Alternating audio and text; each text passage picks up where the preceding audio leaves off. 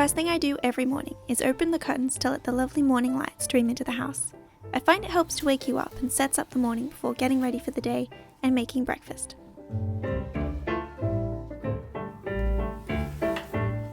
This morning James was up before me and he let out Mabel and Maud and fed them their breakfast. I'm so happy with the progress of our little veggie garden. We planted the veggies in April and they have already grown so fast.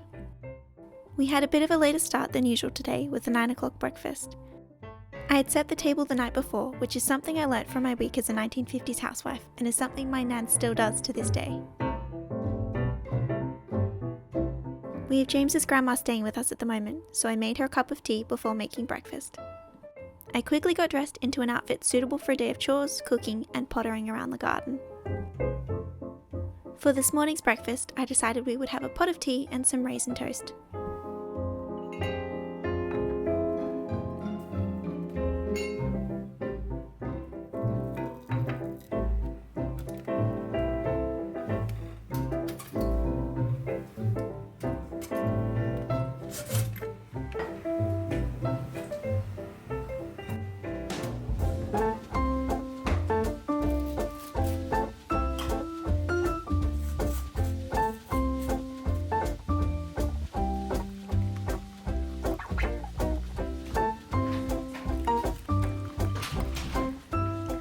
It is always so lovely having Grandma stay. We always sit at the table after eating and have a good chat until we realise half the day has disappeared.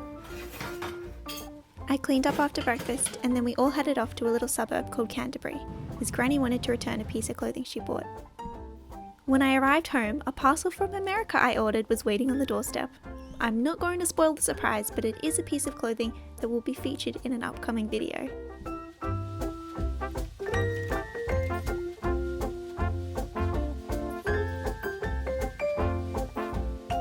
We went out this morning to the shops and it was so cold. I was not warm enough. I'm back at home now. We've got the heater on, trying to warm up, and I'm going to figure out what we're going to make for dinner tonight. I've got my Better Homes and Gardens 50s cookbook, so I'm going to have a look through that and pick out something nice for dinner.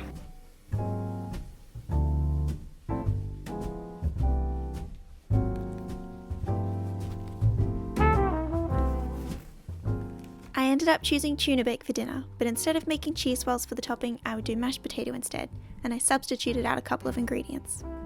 Another little tip I learned that 1950s housewives did was airing out the bed, so instead of making it as soon as you get out, throwing back the covers, letting it air out, and making it a little bit later on is supposedly better. We are in the middle of winter here in Melbourne, so it's not the weather for pretty little heeled slippers. You need the heavy-duty, fluffy slippers and socks. I had already done my makeup for the day, so I just had to brush out my curls that I set the night before.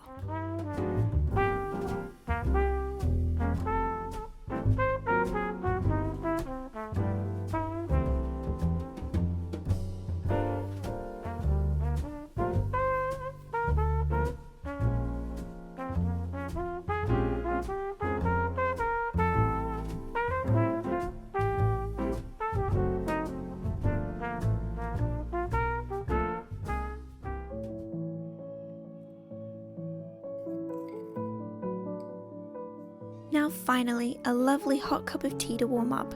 Honestly, I don't know what it is about tea, but it is so comforting on a cold and grey day, or really any day of the year. It's just always glorious.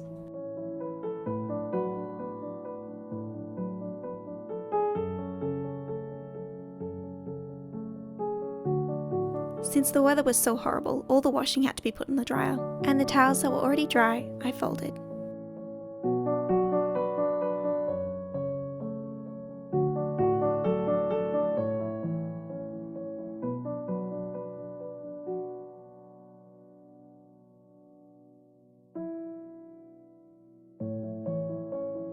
And then I put on a load of clothes to be washed.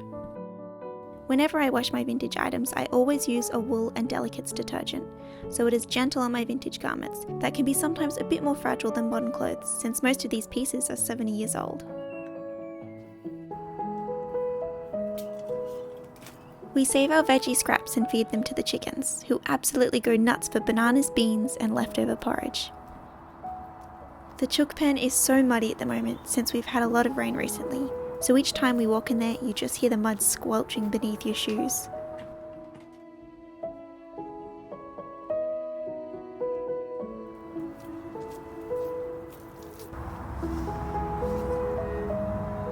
Our veggie garden is thriving. We have beetroots, carrots, iceberg lettuce, herbs, and lots of potatoes.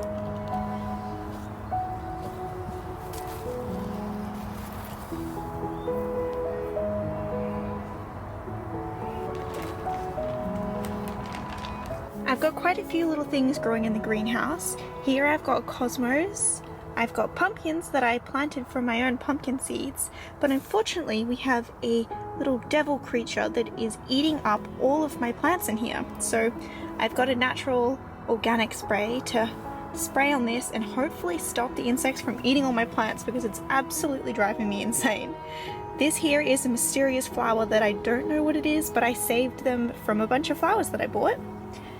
More cosmos here, and then also some forget-me-nots. So I'm really excited for these to keep growing and planting them, and they'll be so beautiful in spring and summer.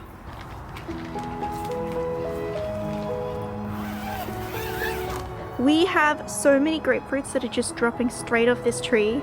It fruits every year, and I don't even know whether it actually goes with the seasons. So we have grapefruit all the time. So I'm gonna make use of all of these grapefruit that are just lying on the ground, and I'm gonna make some grapefruit marmalade.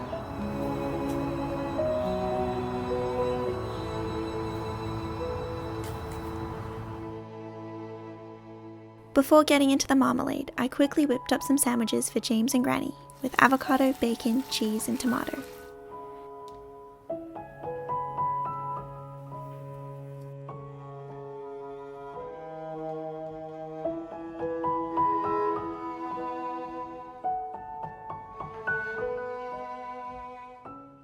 And for my lunch, I finished off some leftover pasta from yesterday. After eating lunch, I got straight into making the grapefruit marmalade. I thinly sliced off the rind as that brings a lot of flavour and bite to the final product. I removed most of the white pith from the grapefruit, which is the bitter part, and this marmalade is already going to be quite tart and bitter because the grapefruit on our tree is not the sweetest. I lightly mashed the mixture, brought it to the boil, and then let it simmer for 10 minutes, before adding in some cinnamon, allspice, and a bit of honey for flavour.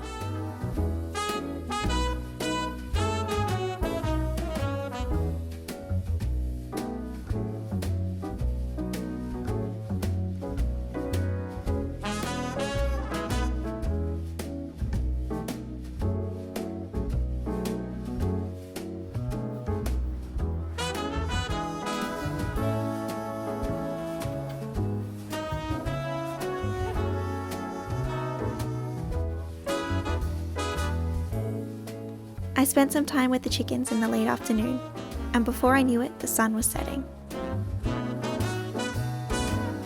When I came back inside, the marmalade was ready, and I poured it into a large sterilised jar and left it out to cool and set.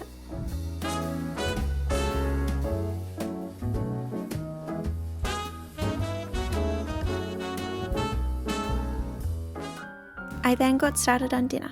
I finely chopped onion and green capsicum, sauteing that in olive oil and a bit of butter.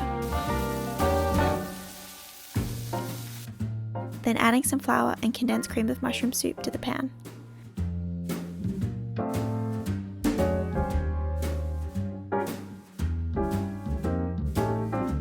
I finished off the mixture by adding some rice, tuna, milk, and mixing it all together.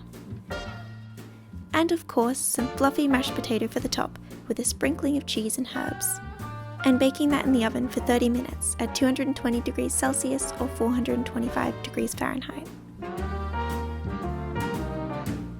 It came out of the oven bubbling with crispy golden peaks, and it smelt delicious, and I topped the meal off with fresh parsley from the garden.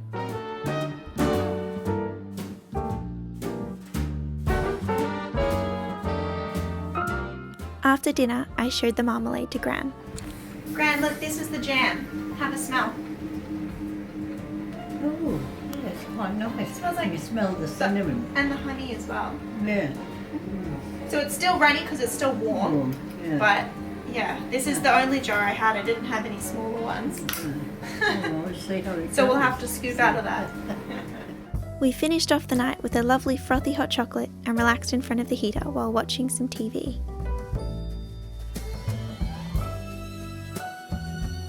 And before I knew it, it was 10 o'clock, so I had a shower and headed off to bed.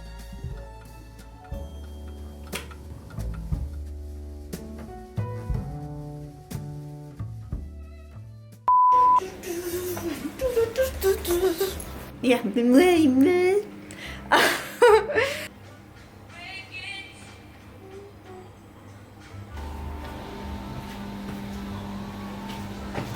It's a hard life, isn't it? When your bread's too thick. Mabel and Maud! Stop showing me your bottoms!